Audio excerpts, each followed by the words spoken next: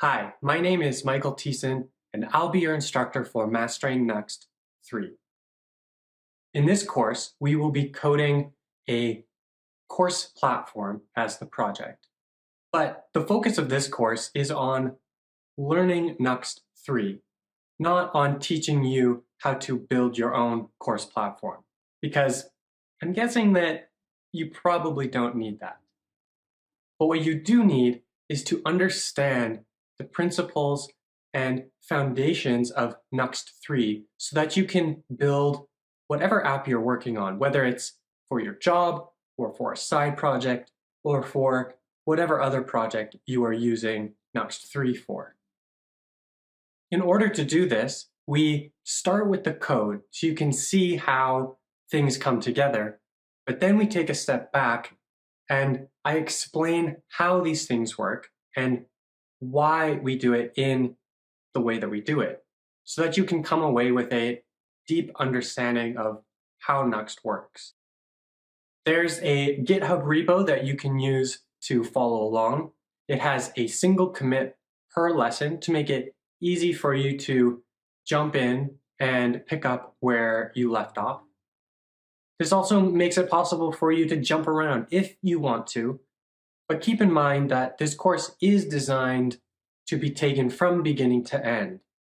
Each lesson and each chapter builds off of the previous one. So you should probably take this from beginning to end. But if you really need to, you can jump around.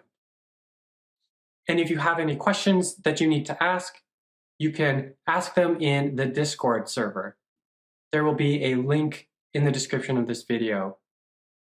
In the next lesson, we'll take a look at getting our project set up so that we can start learning. In this first chapter, we're going to go from no app to deploying our app on Netlify.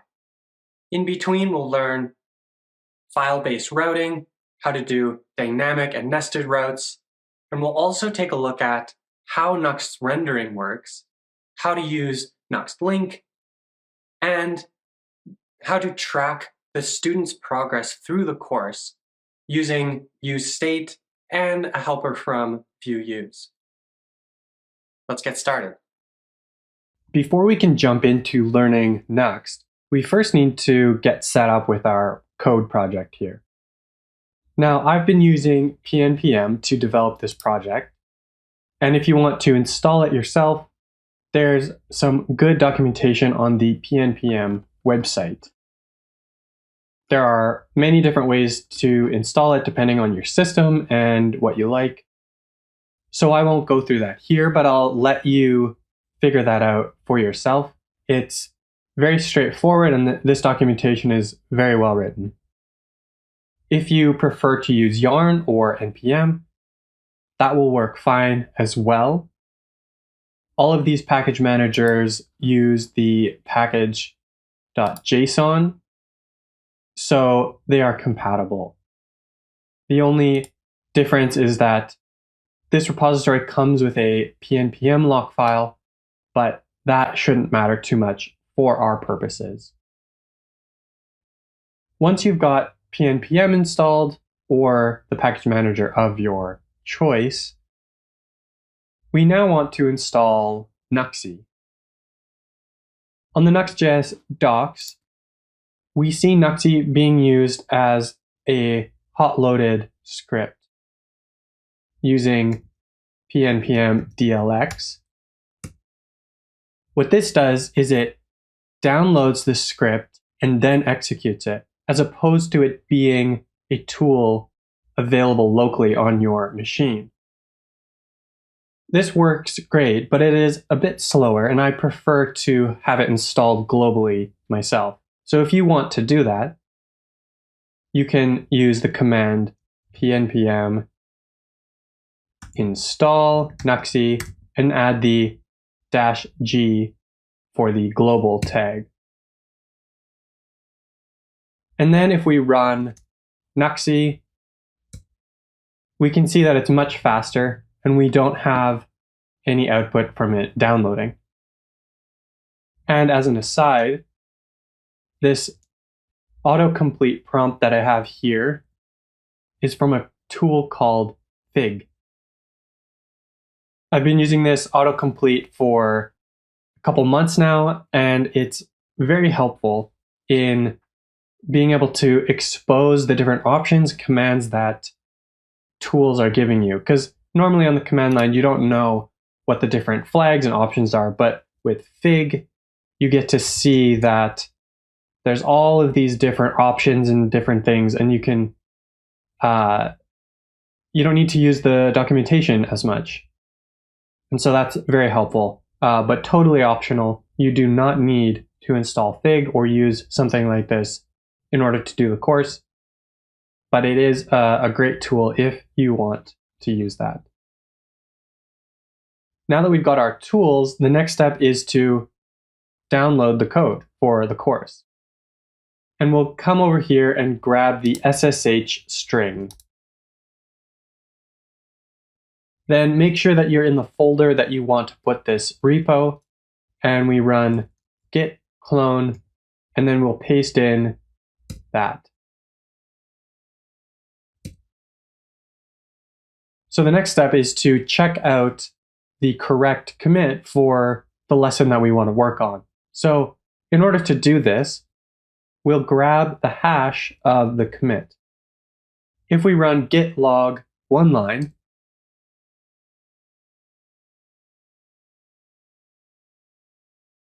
first I have to go into our directory. And then if I run git log one line, we get a list of all of the commits in this branch. So we want to start at the beginning, so we'll copy this hash and then run git checkout-b, and we'll put in the branch name and then paste in the hash.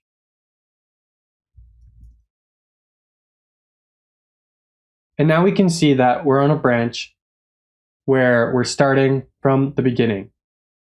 And so once you've done this, you're good to go to start on the next lesson. But before we end, I want to show you something quick so that you can experiment and play around with this Nuxt app as we go through the course. In my mind, experimenting and playing around with something is the best way to learn it. So I highly encourage you to do this in between lessons. Perhaps you go through the lesson on Nuxt Link, and that really interests you, and so you want to play around with it some more. Feel free to add in code and hack around on the project. Then when you want to come back and continue on from where you left off, you can just pull out the appropriate commit. So let me show you how to do that. We'll go back to our main branch. We'll run git log one line again. And so let's say that we went through navigating with Nuxt Link, and then you started hacking away, and now the repo is kind of in a messy state and you don't know how to get it back to where we left off. That's totally fine. All you need to do is say, well, okay, I left off on 1.9, so then let me start over from that commit. Each of these commits includes what we went through in that lesson. So 1.9 includes the changes from that lesson. So if we wanted to continue with 1.10, we need to go to the one before it. So we'll grab that hash. We'll do the same thing as we did before.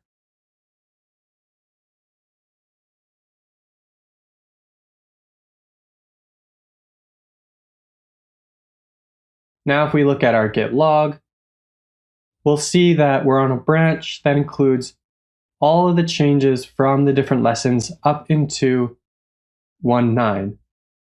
So now we're able to dive right back into the course, starting with lesson 1.10, and continue on our way.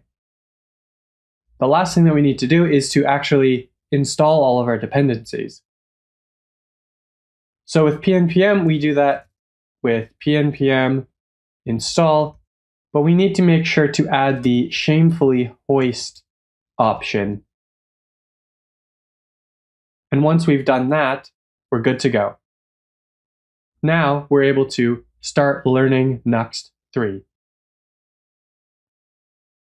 In this very first lesson, we're going to take a look at how we can use the file system to create the routes for our application.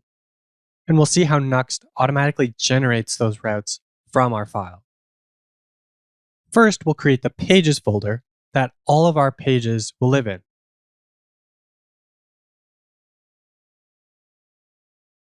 And then inside of that, we'll create an index.view component, which will be our root page.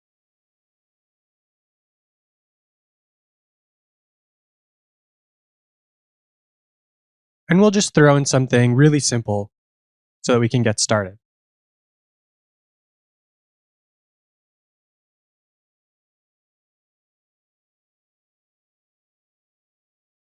Then we'll start our dev server.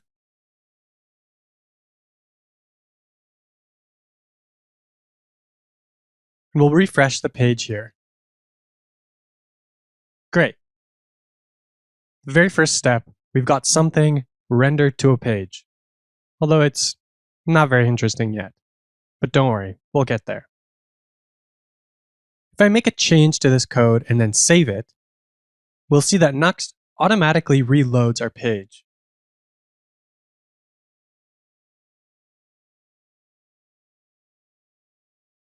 This is called Hot Module Reloading, or HMR for short. Anytime we make a change to one of the files in our app, Nuxt will automatically reload the dev server. However, if you make a change to the name of a file or add in new files or delete them, you'll sometimes have to restart the dev server entirely so that it will pick up those new files. This hot module reloading makes development really easy because we don't have to keep going back and restarting our server. We can see the changes we're making as we make them. Next, we'll create a page where we'll show the course itself.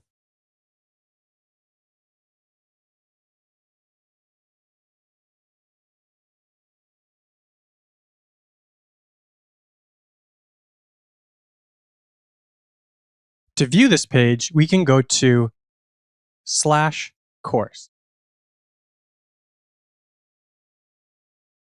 Nuxt automatically generated this /course route for us and then matches it to the course.view component we just created.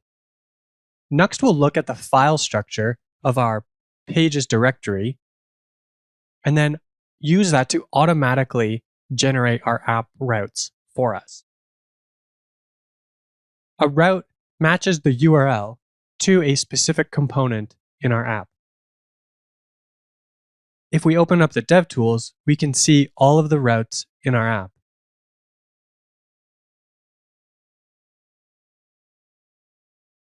Here we can see the index route that maps to the index.view component that we created, as well as the /course route, which matches to the course.view component. Nuxt uses ViewRouter internally, and that's where all of these routes are coming from. Nuxt allows us full access to this ViewRouter if we need more control, but we won't be going into that in this course. In most cases, we can rely on Nuxt's file-based routing system to generate what we need, and we don't need to worry too much about how ViewRouter is being used under the hood. In every single Vue app, the component that starts it all is app.view. Right now, we have a simplified one, and all it does is render our Nuxt page inside of a Nuxt layout component. This Nuxt page component is what renders the component that's matched based on the route that we are at. So when we go to the /course route, the router matches that to the course.view component, which gets rendered through this next page component here. If we look at our components in the DevTools, we can see how this works. We have our Nuxt page, which renders the router view from ViewRouter. Then we have a transition component, another transition component, and then finally, it renders out the course component that we have created. So that's the basics of how file-based routing works in Nuxt. In the next lesson, we'll take a look at how we can use nested routes to create more complex hierarchies and more powerful web applications. But before we get there, we're going to flesh out our course page just a little bit. I have some code here that I'm just going to paste in. We're using Tailwind classes along with the Tailwind typography plugin just to get some nicer styling out of the box. So there we go. We've got the basics of our app fleshed out. Now we can move on to the next lesson. The most important feature for our app is displaying different lessons from our course. So in this video, we're going to figure out exactly how we want to do that. We want the route in our address bar here to be synced to our chapters and our lesson. By doing it this way, we can link straight into a specific lesson, which lets us bookmark the URLs and share it with others more easily. And in general, it's better when the route for our app is as descriptive as possible of the state of the app. Twitter is a great example of this. If I click in on a tweet, we can see that the URL shows exactly what that tweet is.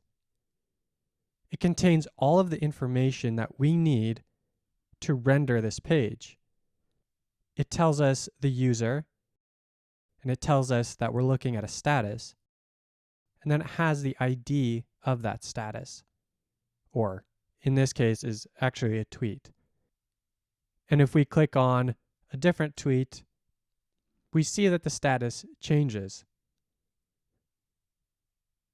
And if I go back to my home page here, the route shows /home, because that's all that we need to know in order to render out this page.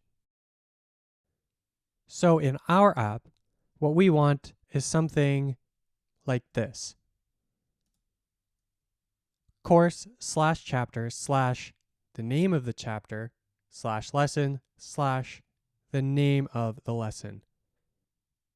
Now, this isn't the only way that we could do it.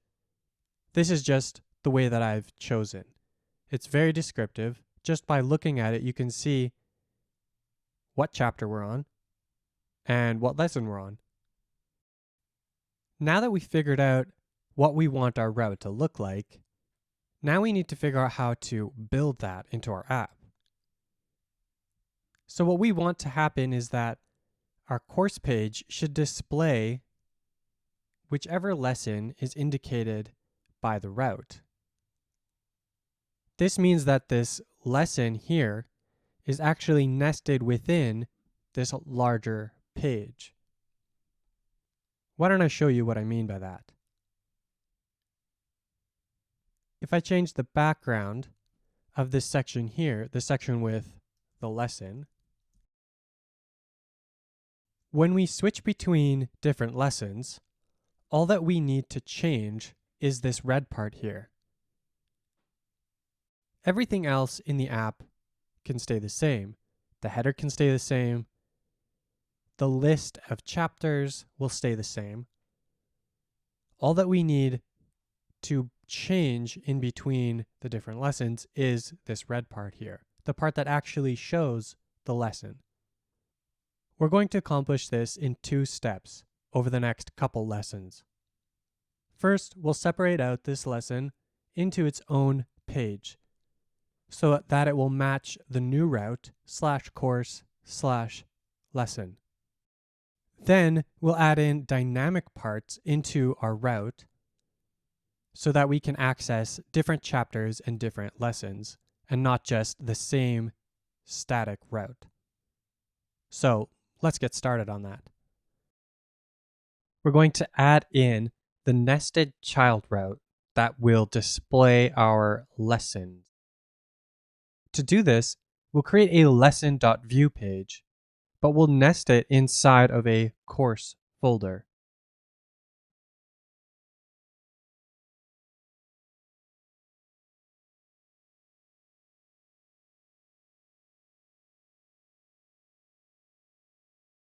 We can see that as soon as we save that, we get this new route in our DevTools here at /course/lesson, matching the file path of this new component. And we can see that in the UI here, it shows that it's actually nested underneath the course route.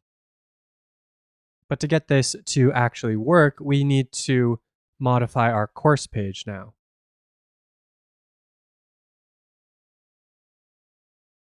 We'll replace this with a next page component.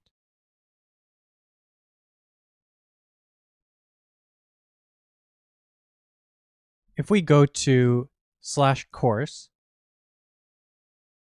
we see that nothing shows up here in this red area. That's because Nuxt matches the /course route to the /course component here. But because it doesn't have any more to the route, it finishes rendering, and nothing gets rendered into this next page area here.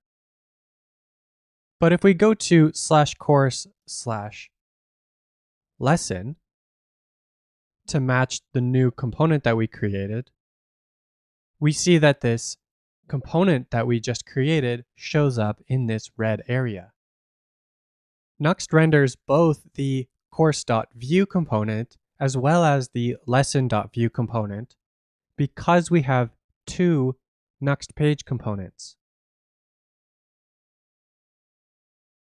The first one is this Nuxt page in the app.view at the top level.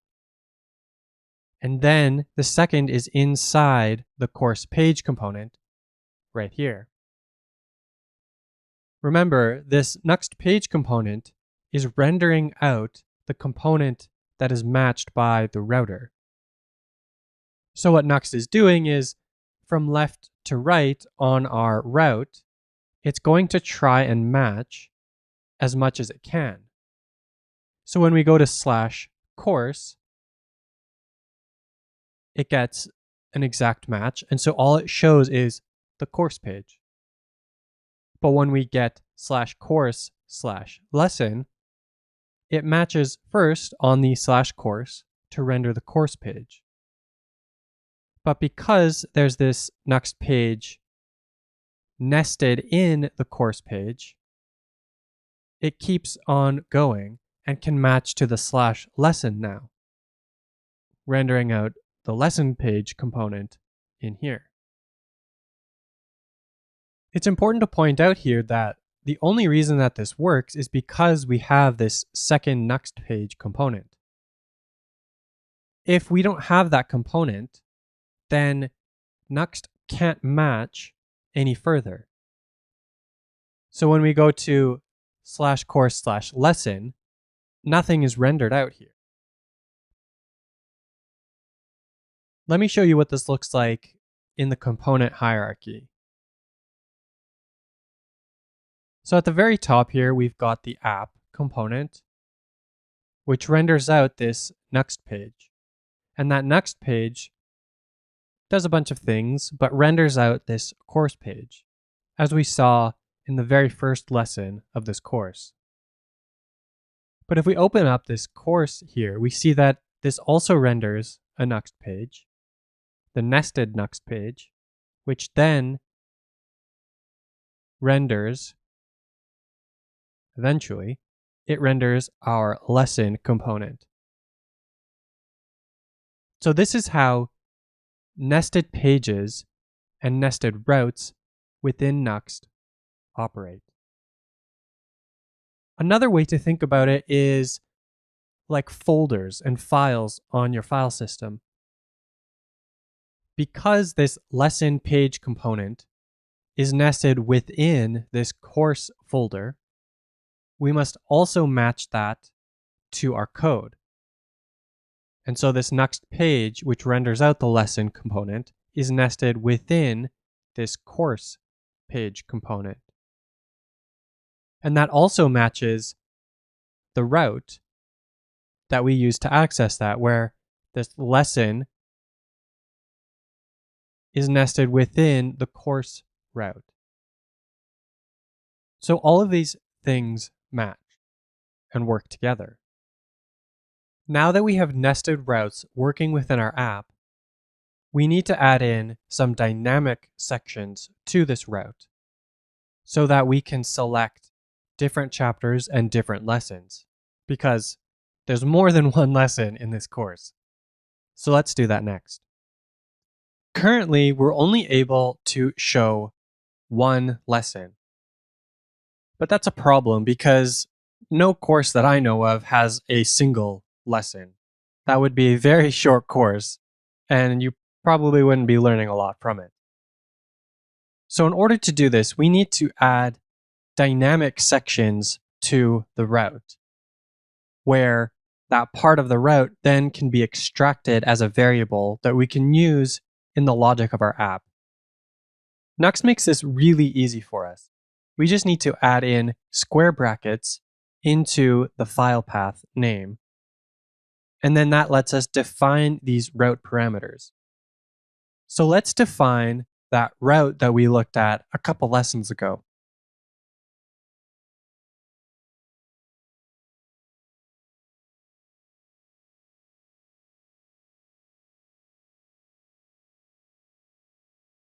We've updated our file path to match that route that we wanted to have, with course/chapter/ the name of the chapter / lesson / the name of the lesson.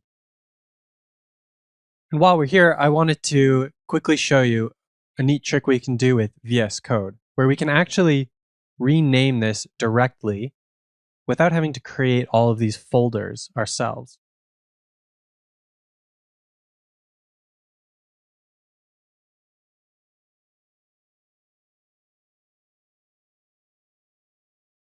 So I'll just rename this directly, including the different directories that we want to use.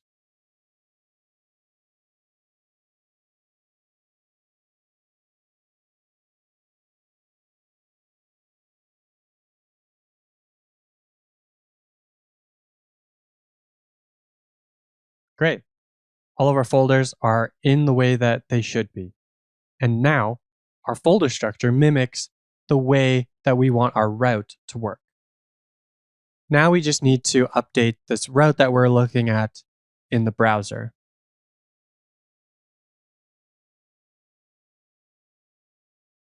And perhaps restart our DevTools because we did a bunch of file system changes that weren't picked up by the hot module reloading.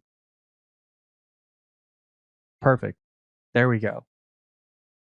So in order to use the chapter slug and lesson slug route parameters, we can use the global $route variable, which we can access from inside of any template in our app.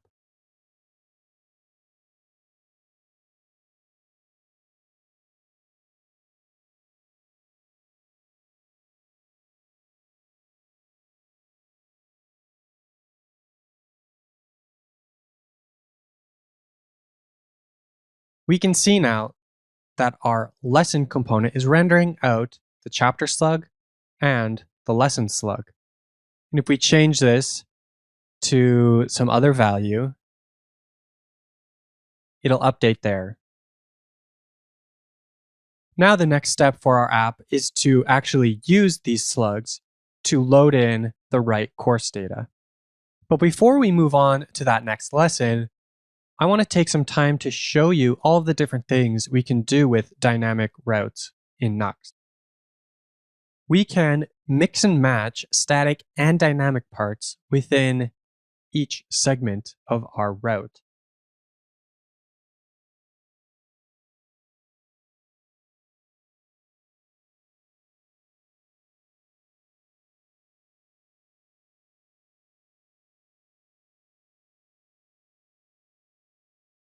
So here we only have two route segments. We have chapter hyphen the chapter slug, and then lesson hyphen the lesson slug. If we restart our dev server, and we go to a made up route, once I put this in the course folder so that the route is correct, and then restart it again, there we go. So in our file system, we can see that we have course slash chapter hyphen chapter slug, lesson hyphen lesson slug. And that's exactly what we have here in our URL. We put chapter hyphen hello slash lesson hyphen there. So when we pull out the chapter slug and the lesson slug, that's exactly what we get. So we can mix and match static and dynamic within each segment. We can also combine multiple route parameters within the same segment. We just have to be careful about what characters will split them. So I'll update this here to have both slugs within the same route segment. So here our route in the file system is course slash the chapter slug hyphen the lesson slug. And once I've restarted the dev server and gone to this route here, chapter slug, lesson slug, we see that that's what's pulled out into our lesson. Now we need to be careful about what character we're using here to separate these two, because that character can't appear in this first slug. Because of the way that the regex works, it will get confused and it'll separate it in the wrong spot. So just something to keep in mind there.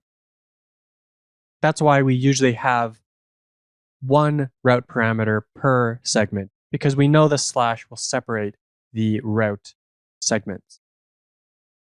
Now I've got one last thing that I want to show you before we move on. We can actually have optional segments using double square brackets.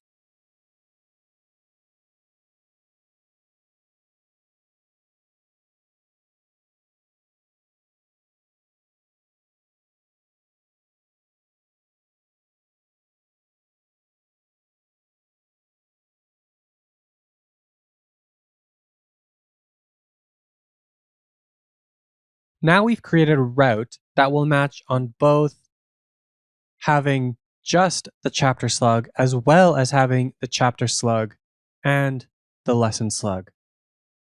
So here, if I go to /course/chapter slug, it pulls the chapter slug out as a route parameter. But since we haven't specified the second route parameter, it doesn't exist.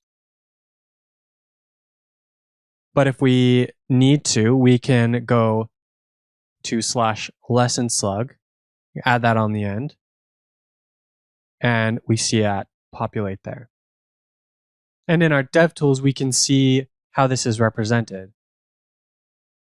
We have our route parameter here with an optional route parameter with the question mark. Having a route like this doesn't actually make any sense for our application, so let me reset this quickly and then we can move on with our application.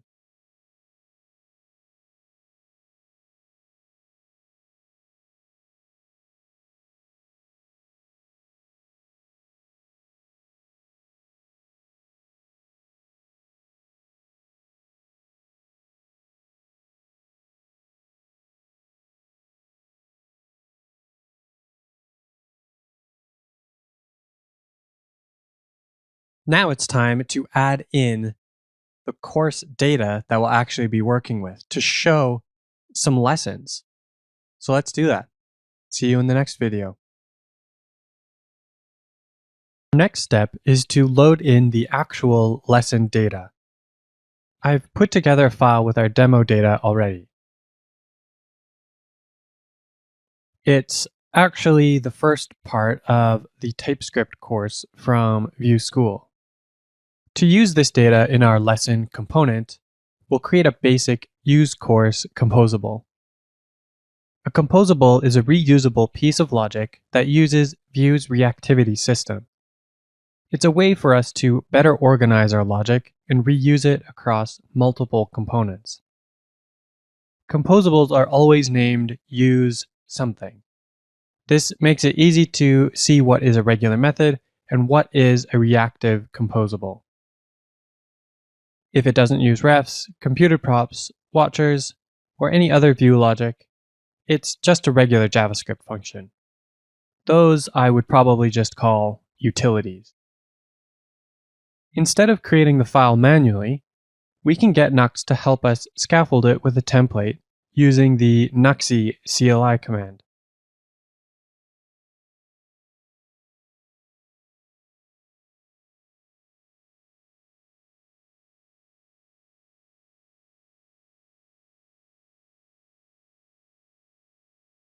Nuxi will create the file, and since we don't have any other composables already, it will also create the composables directory for us.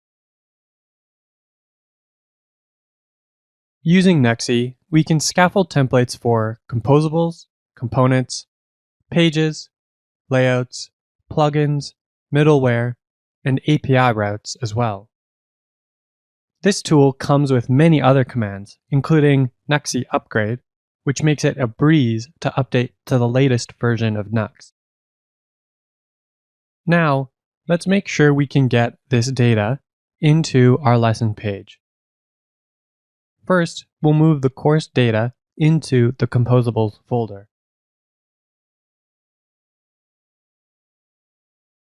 Now, let's import our course data into the useCourse composable, and then return it directly from the composable.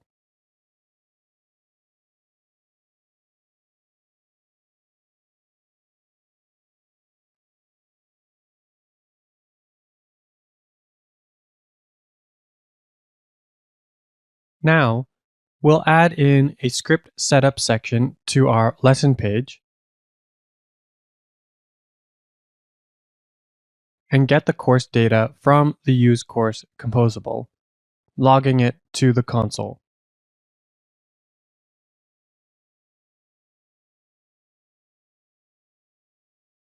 Notice how we didn't even need to import this composable. That's because in Nuxt 3, we get auto imports. Most things are auto imported by default into our components. This includes components from the components folder, layouts from the layouts folder, and composables from the composables folder. Lots of additional libraries are also set up for auto imports, like Pinia and Vueuse. And you can configure this behavior and even add your own custom auto imports if you want. This is really convenient and greatly simplifies our code. And don't worry, Nuxt works hard to keep our apps fast, and it will only auto import the things we actually need in our app.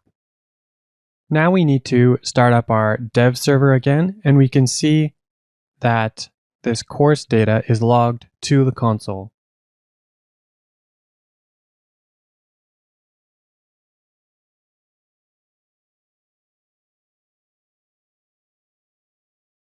Great. We can see everything is being logged to the console, and so we know that things are hooked up and the data is flowing. Now it's time to display the lessons.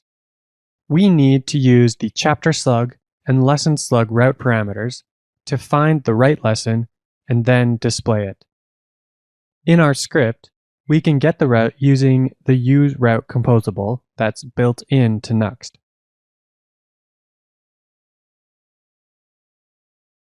We'll search for the chapter that has a slug matching the chapter slug route parameter.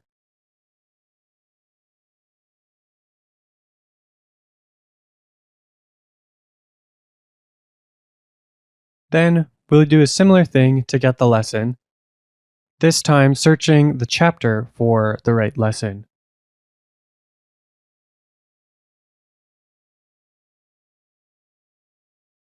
Finally, we need to use this lesson that we've found in the template.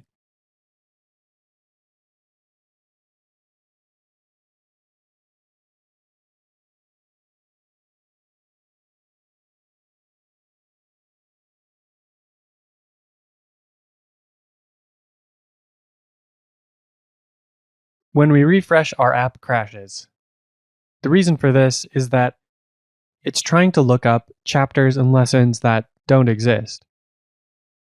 Instead, let's go to a lesson that does exist.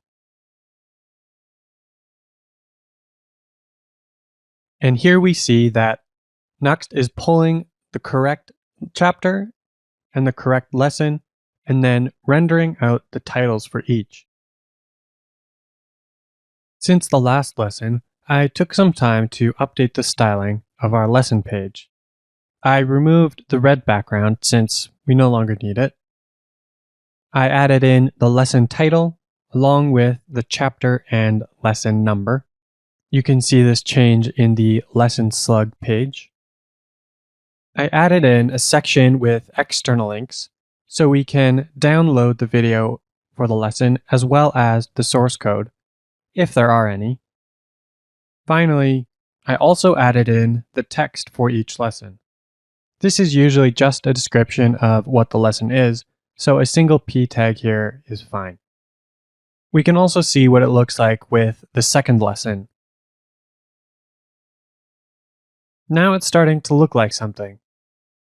But we're missing one very important piece, which is the video player. We'll add that to our app in the next lesson. We need some way to display our videos on the lesson page. Let's create a video player component to do that.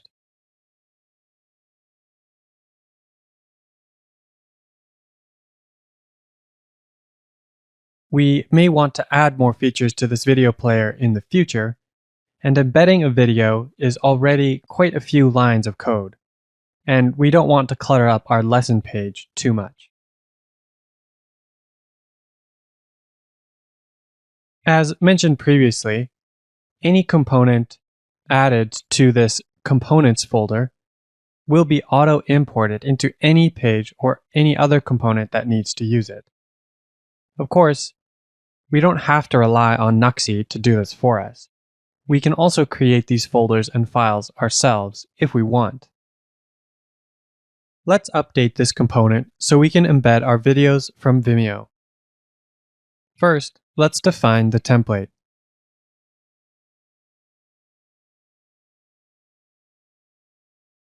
This iframe is the embed code that's given to us by Vimeo in order to embed a video on our page. We'll also make the source prop dynamic here so we can pass in whatever video ID we want. Then we'll need to define the video ID prop.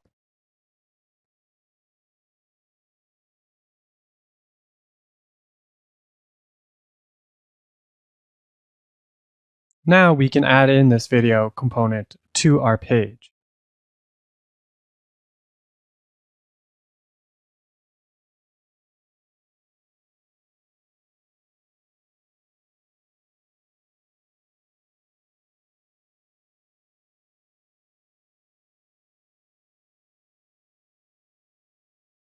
Whoops, it looks like we forgot to actually escape our variable in this template in our video player component.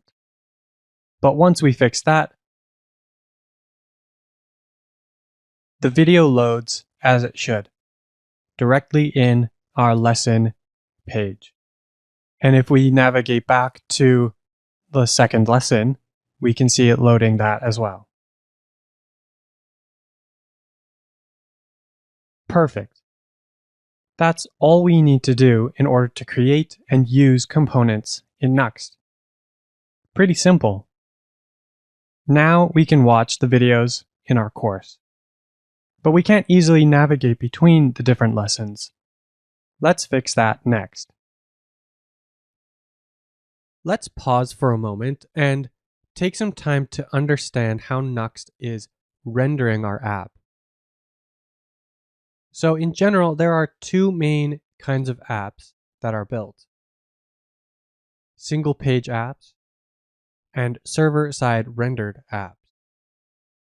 With a server-side rendered app, when you go to a web page, that request is sent to the server. The server does a bunch of processing to render out that page and then sends it back so that your browser can display it. And if you click on a link or interact with the page, the same thing happens. Makes a request to the server, some processing happens, and then the new page is returned. In a single page app, things work a little different. You make a request when you visit the page. The server does some processing, just a little bit, to send back the entire app as one big JavaScript bundle. Then, once that bundle is on your browser, it does a bunch of processing and then renders the page in your browser. But when you click on a link in a single page app, we don't send a request to the server. We just do some more processing and then render that next page. Now, single page apps do make requests to the server, but they're only fetching the raw data. They're not fetching the HTML and CSS that will be rendered in the browser. The main differences between these two approaches are that with a single page app, the initial page load is quite slow because you have to load that entire huge app bundle. But a server-side rendered app is very fast to start up because you're sending over only a small amount of data. A single page app is quite fast on every subsequent click though, because there are no round trips to the server. Everything is done in the browser. We're not waiting for the server to process our request and then send it back. And that's exactly the downside of a server-side rendered app. So you can see that each of these has a really good strength. And what Nuxt does is combines the best of both. Universal rendering, we get very fast startups and then minimize the round trips to the server after that initial startup time. When you go to a web page, that request is sent to the server. Some processing happens to render out that initial page, just like with server-side rendering. And that rendered page is sent back to your browser to be displayed on your screen.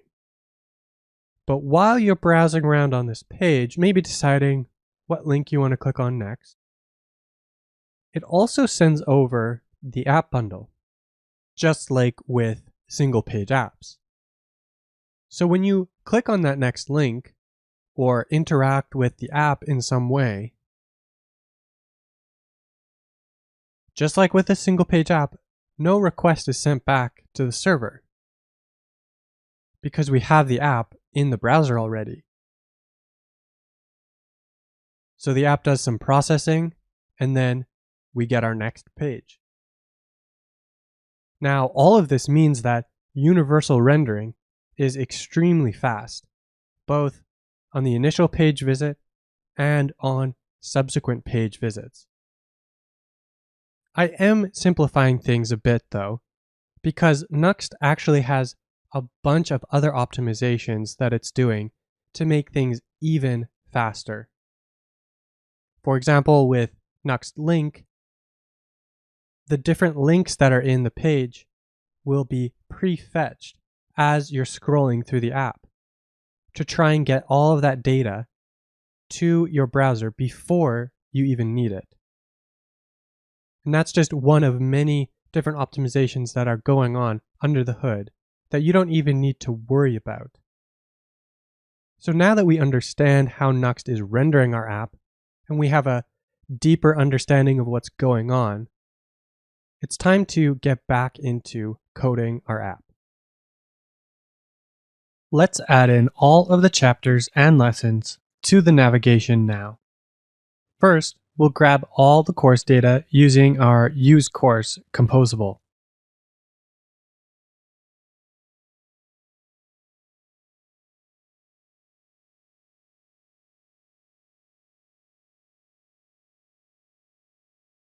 Then, we'll render out each chapter in our navigation.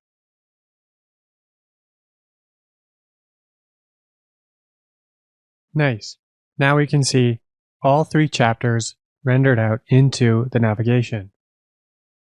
Next, we'll add in all of the lessons for each chapter.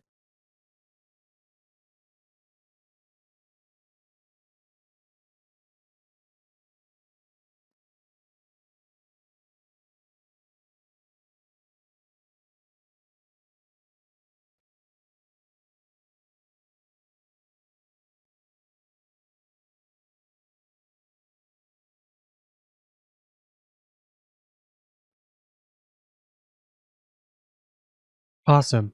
Now we can see our lessons also rendered underneath each chapter. We'll also add a max width to our navigation so it's not so wide.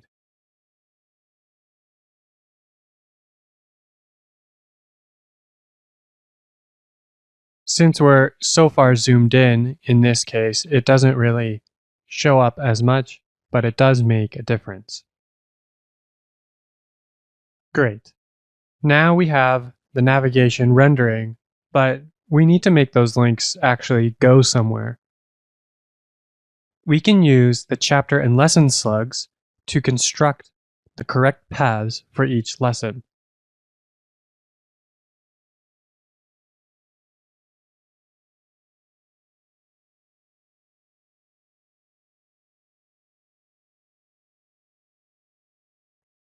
Now, if we click on the links, we go to each lesson. You'll notice that as we click around, it's fast, but not instantaneous. This is because we're hitting the server for every single page that we go to. We're not taking advantage of Nuxt's universal rendering. To do this, we need to use the built-in Nuxt Link component. Nuxt Link is a drop-in replacement for your regular A tag, but you need to swap the href attribute for the to prop. Now, if we click around through the lessons, you can see that each new page loads instantly.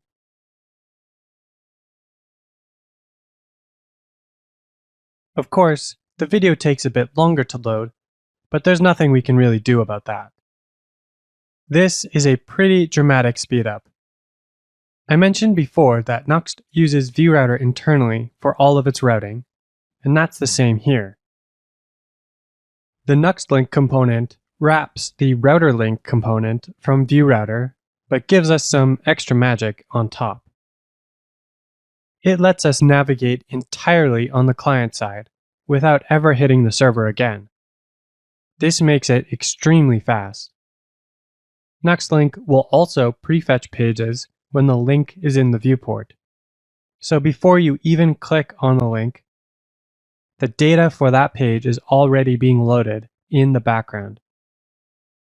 You could say that Nuxt Link is one of the secret weapons that Nuxt uses in order to be incredibly fast. In the next lesson, we'll look at more of what Nuxt Link can do for us. I want to point out an error that I made in a previous video where we added in the video player component.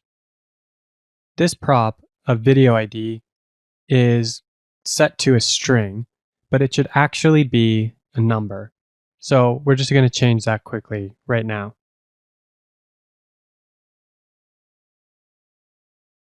So the Nuxt link component isn't just for internal links, it also works for external links.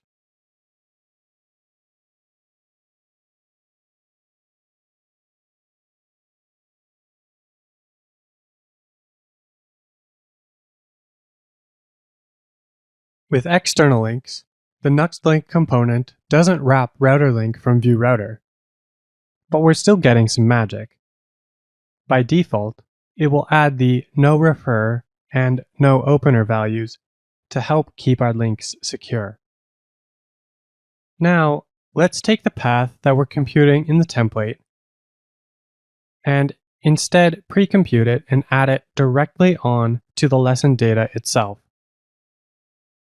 This is helpful because it moves logic out of the template, and the route or path for each lesson is something we'll likely need later on, so it's nice to have it already on the object. First, we'll need to modify each lesson of each chapter of the course. We can do this using maps.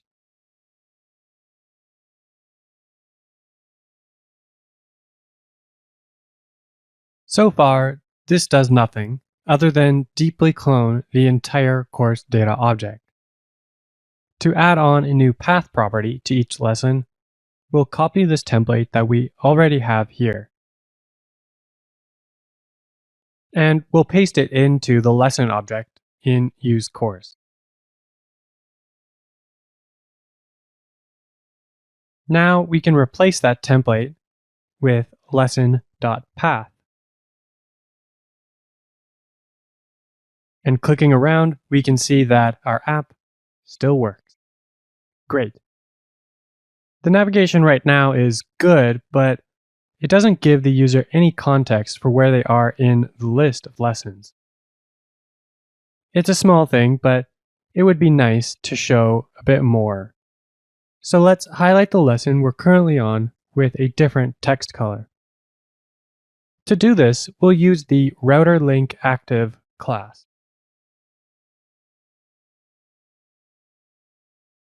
This is a feature from ViewRouter that lets us style the currently active link.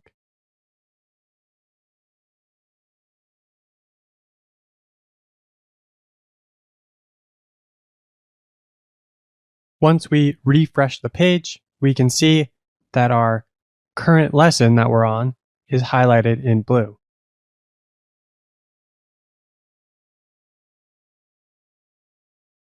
Using @apply lets us add a Tailwind utility class to another CSS class, and it comes in handy here.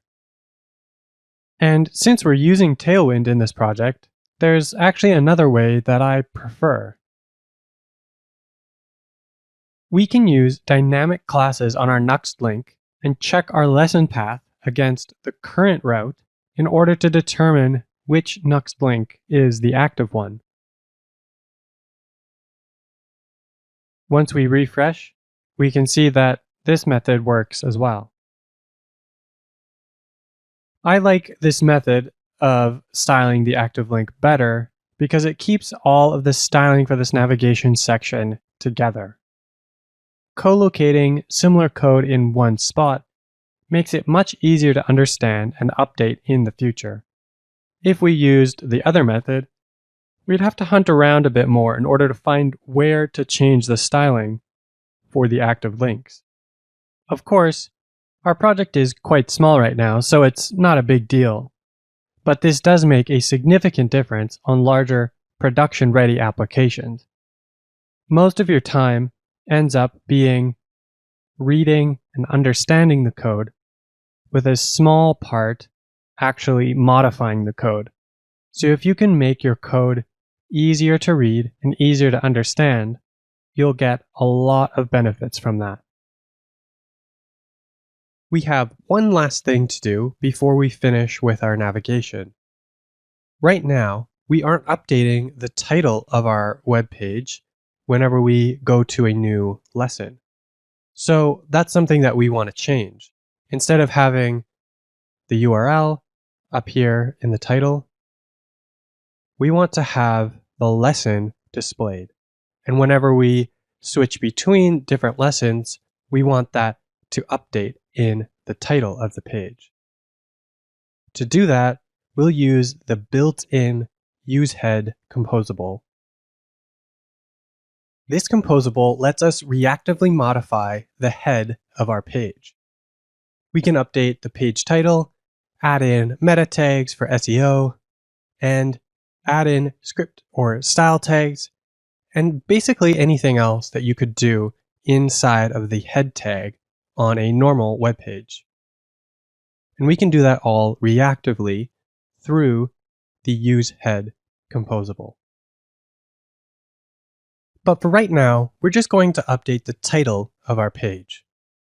And we'll do that within the lesson page here, because we're already calculating the chapter and the lesson. And so we have easy access to those title values. But first, let's quickly see how this useHead composable works to update the title.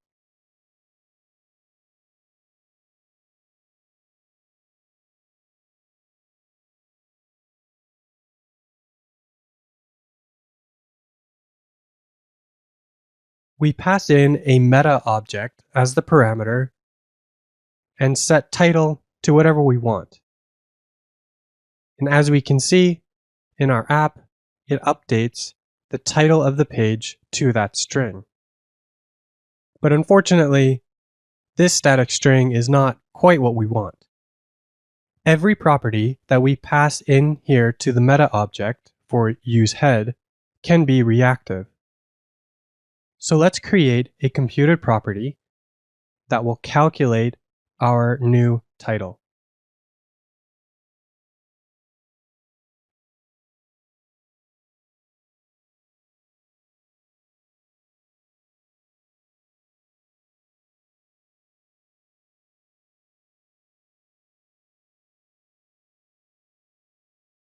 Now we can see in our app that the title of the page is updating dynamically based on the title of the lesson. And if we click around to different lessons, we can see that it updates as well. In the next lesson, we'll take a look at how we can use state management to track our progress throughout this course. It would be great if we could track our progress through the course and see which lessons we've completed and how far along we've come.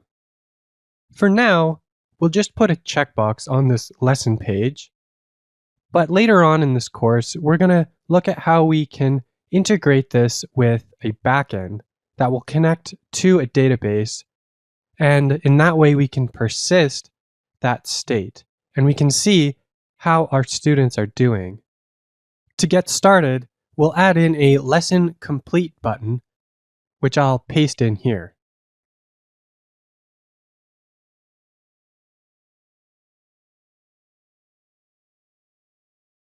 Then we'll add this lesson complete button to our lesson page.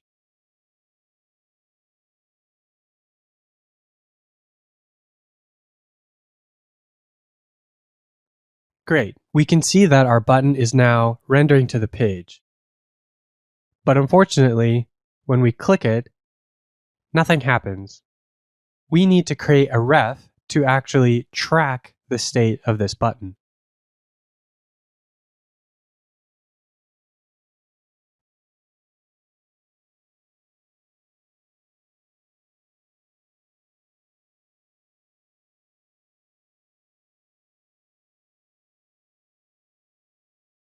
Now we can mark the lessons as complete.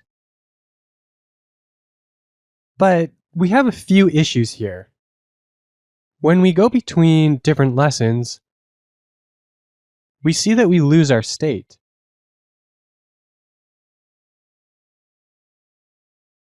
This is because when we go to a new lesson, the lesson page is destroyed and recreated.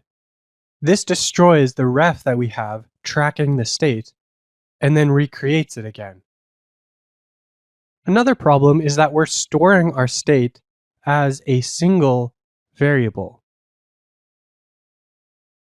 We end up with a collection of different variables, one for each lesson. This makes it really difficult for us to calculate the progress or save it in a database in a nice and clean way. It would be much better if we could store them all into one single variable. Instead, we can store all of these progress variables inside of an array.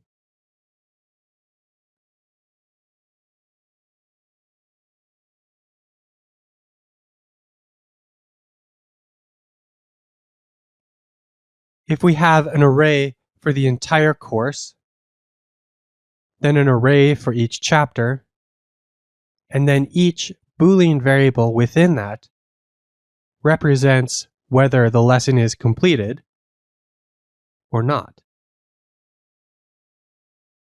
This array is much easier to store in a database and also much easier to do computations on to track how far we've come in a specific chapter and also how far we've come in the overall course.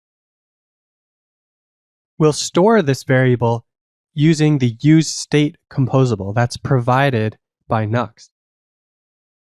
You can see here that useState returns a ref to us, but unlike the ref function built into Vue, it works better in two important ways. Number one, we can share this state between different components so that each lesson can share the same progress state that doesn't get destroyed when we switch between lessons. And we're able to do this in a simpler way that doesn't require us to use Pinia or Vuex or any other state management library that you may like. Number two, useState handles server-side data better than ref does. Right now, we're not really concerned about server-side state since we're only dealing with the client side. So we'll cover this more in a later lesson. So we'll switch over to using the useState composable. We need to give it a unique key so that it knows which piece of state we're trying to grab. And then also a function that will return the default value in case this value has not been initialized yet.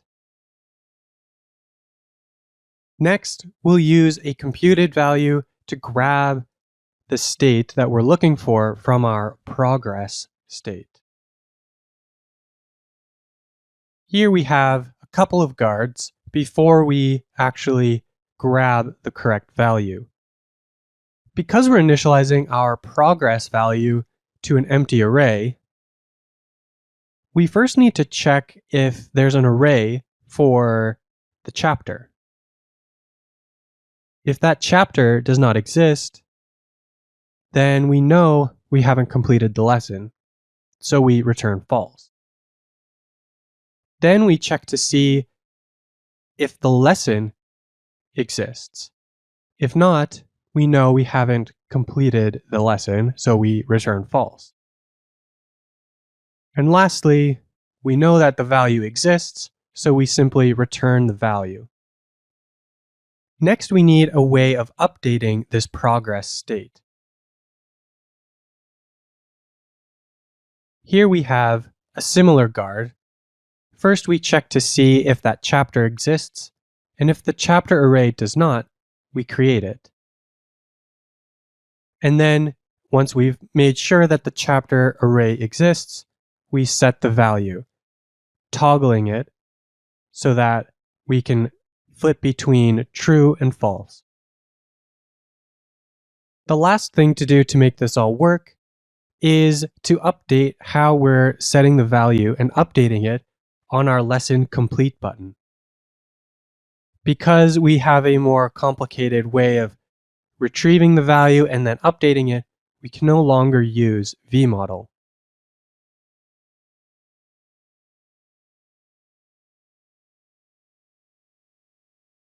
Now when we go over to our app and we toggle this button, we'll see that it holds its state when we go between different lessons. If we open up the DevTools, we can also see how this is working in the progress state.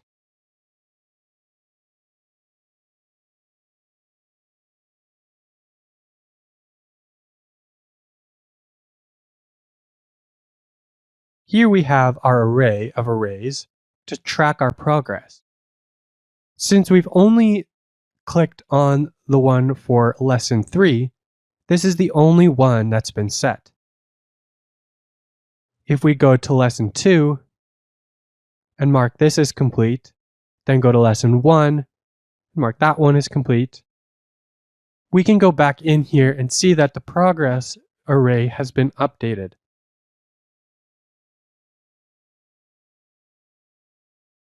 And if we toggle this button here, we can see that the value in our progress array also toggles. So to quickly recap, the useState composable that we've used in this lesson lets us create global state that we can use across components so that when these components are created and destroyed, or even if they're in memory the whole time we're using the app, we can share the state across all of these components. But we have one problem. If I refresh this page, we lose all of our state. That's because we're not persisting this state anywhere. That's what we'll cover in the next lesson. In our last lesson, we added in the lesson complete button, but then we uncovered a problem. By using useState, we only keep the state around until we refresh the page. Now, obviously, this isn't going to work for our app. We want to be able to keep the state around much longer than that. So in this lesson, we'll look at how we can use the ViewUse module for Nuxt and sync our state to local storage. So that way our state sticks around in the browser as long as we need it. We'll worry about syncing all of this state to a database in a future lesson. ViewUse is an amazing project that comes with a whole host of composables.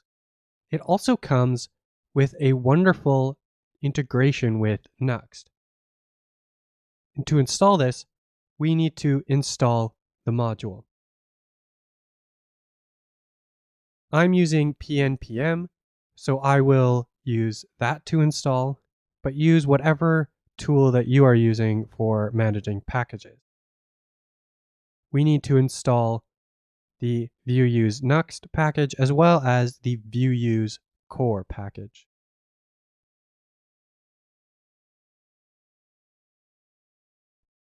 Then, in order to use this module with our Nuxt app, we need to add it into our configuration.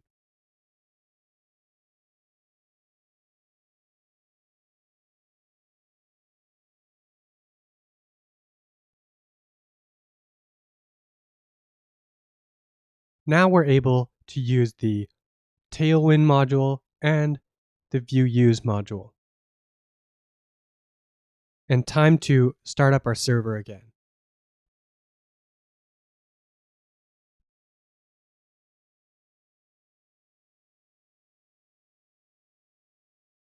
Swapping out useState for use local storage is actually very simple.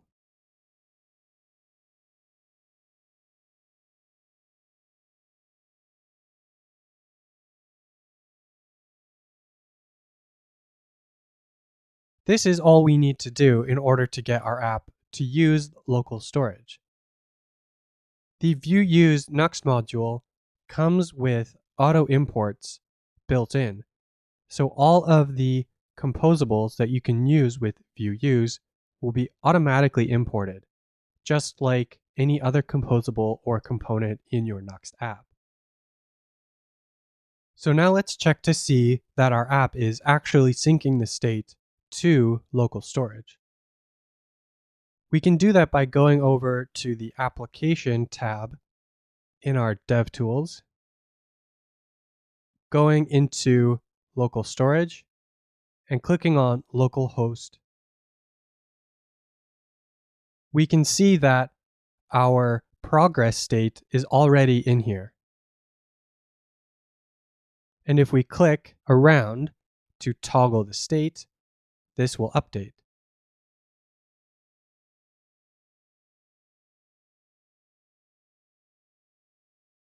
And that's it.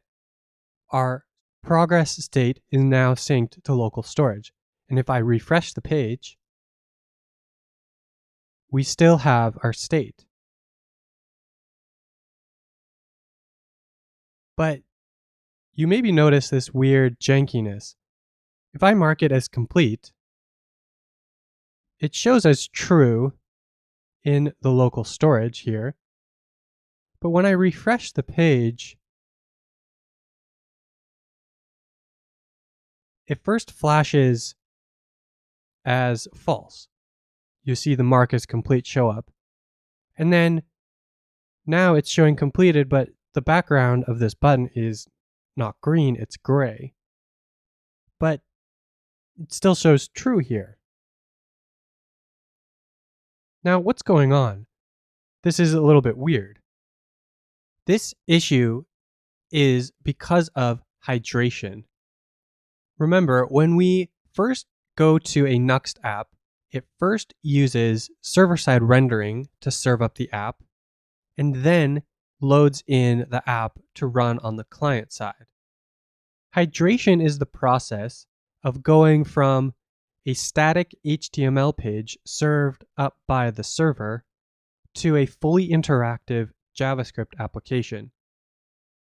If you've initialized state on the server, and then you want to load that state in the client, sometimes there are some interesting things that happen. So we need to pay a little bit more attention to how our state gets hydrated. In our app, we always initialize this progress state as an empty array. So every single time we refresh the page, it's an empty array. But then when the state is loaded on the client, it loads in the state from local storage. It does not use this default value anymore. And this causes a mismatch between the state that's on the server, which is an empty array, and the state that's on the client. So when we have a lesson that's completed on the client side, the server still thinks it's not completed. And so when we refresh, there's that weird mismatch. In the last lesson, we talked about useState, and how it has two benefits. Number one, that we can share data across multiple components. And number two, that it's better suited for server-side state compared to the built-in ref function. And this is one of the reasons why. Since we're not actually storing this state in the database on the back end, and we're just storing it on the client, we're not going to deal with solving it on the server. We're going to deal with it in a different way. Nuxt gives us a way to only render components on the client side so that are not rendered on the server at all, using this client-only component. And since our state is only client-side right now, it makes sense to only render this checkbox button on the client side.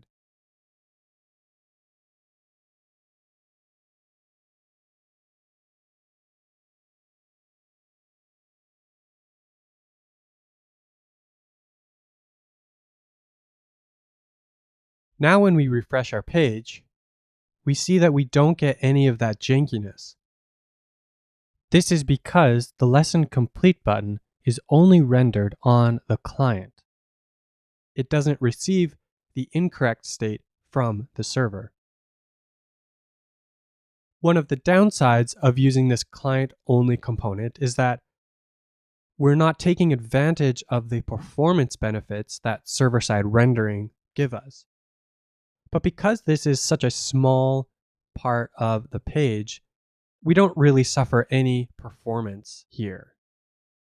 One last thing to keep in mind with this client-only component is that you should only use it when you have a component that sometimes is rendered on the server, but sometimes you don't want it to be rendered on the server.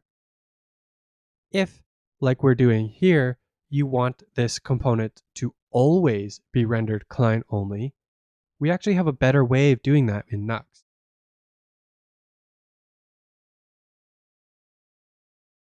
If we add the .client suffix to our component, then Nuxt will automatically render that component client only. We also have the added benefit that it's much more readable this way. Simply by looking at the file name, we can see this component is only meant to be rendered on the client. Before, we would have had no idea, and we could have incorrectly used that component in a way where it was rendered on the server. So just one thing to keep in mind. And because we renamed it, we'll have to restart our dev server in order for Nuxt to pick up that change.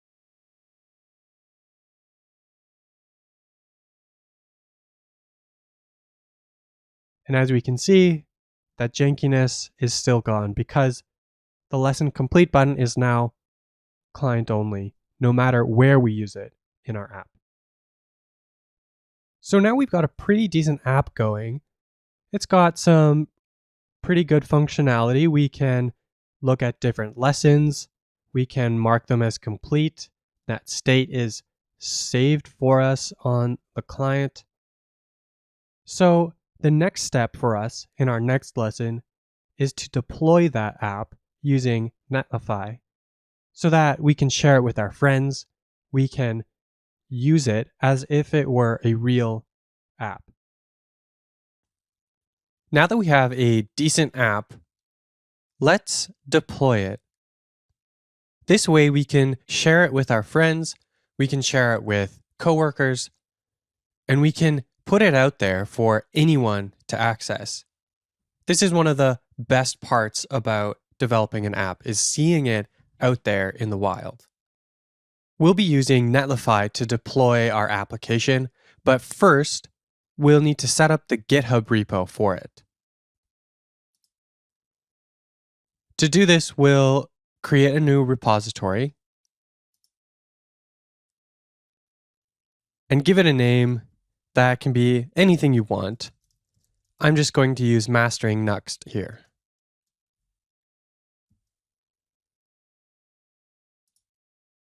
It doesn't really matter if you set your repository to be public or private, but I'm going to choose private for now.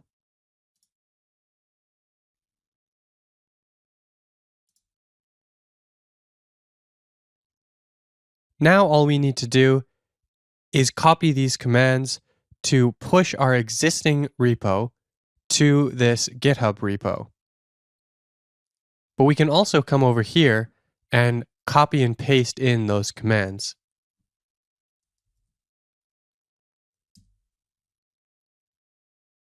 If we refresh our repo on GitHub, we'll see that our code has been pushed and it's inside of GitHub now. Now we'll need to go to Netlify and set up our account to deploy from this GitHub repo.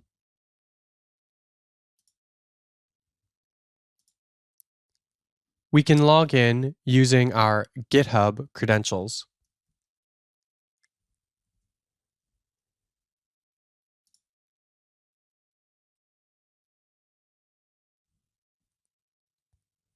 We'll ignore all these failed builds for my blog.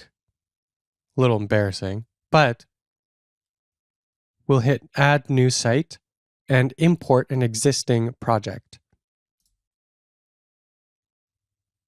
We'll click on GitHub.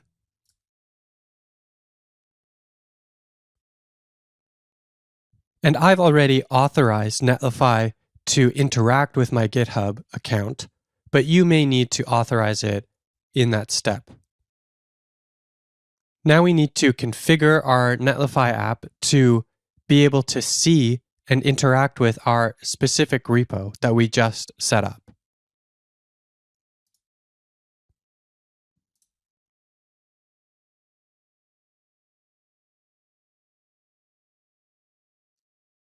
You can choose to have Netlify be able to access any repository in your GitHub account, but I prefer to keep it locked down.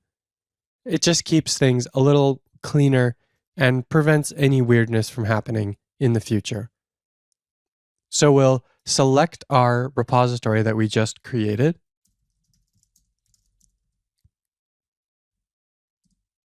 And hit save. Now we can see our Mastering Nuxt 3 repo in this list. If we select that, we'll be able to import that from GitHub. Nuxt will automatically detect that it's being built on Netlify and will configure itself to work with Netlify. We don't have to do much at all here. We just need to hit the Deploy Site button. Let's go to our Deploys tab on Netlify to see how it's being deployed.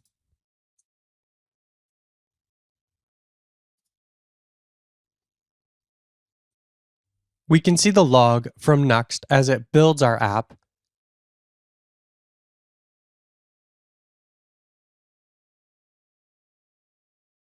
Bundles it up, and then deploys it to Netlify. Now that it's deployed, we can go check out the live site. We refresh the page. Now we can finally check out our deployed site. We can see the homepage, which just says Hello World, but we can also navigate to one of the lessons.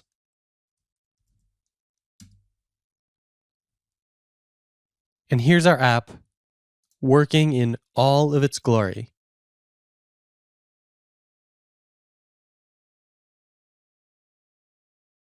Unfortunately, these videos are restricted because we only want them to be able to be seen on the local host.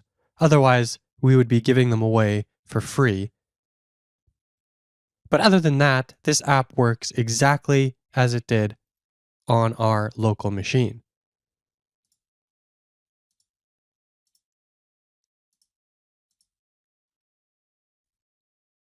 Now we can share this app with our friends, with our coworkers, whoever might be interested in checking this out.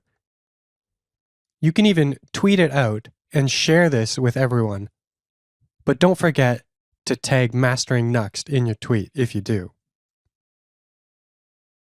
Now we need to see how we can trigger a new build. If we go back to our Deploys tab, we can see that there's a drop-down here for triggering a deploy. This lets us manually deploy the site if we need to. We can also set up Netlify to deploy a new build whenever we push a new commit to our GitHub repo. This is great because it lets us see our changes as we're developing. We don't have to manually trigger this build. It just will automatically build as we're working. To do this, we'll go to our site settings.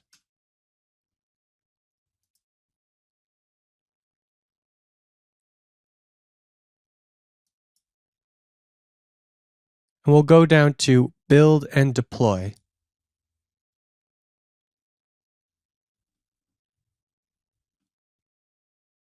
In the branches setting here,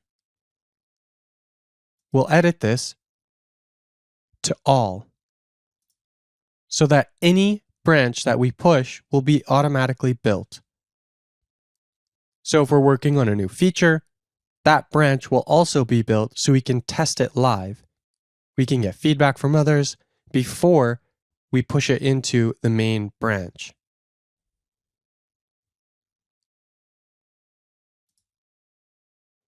For example, if we wanted to update the styling in our app, we could create a new branch for that and work on that there.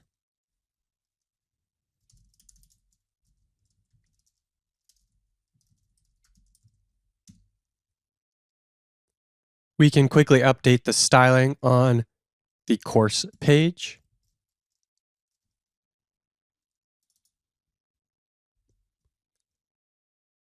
Let's change it to blue.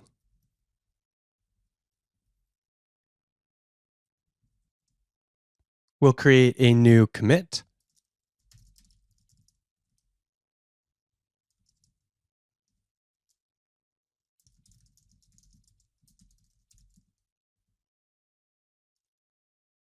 And then we'll push that commit to this new branch that we've created.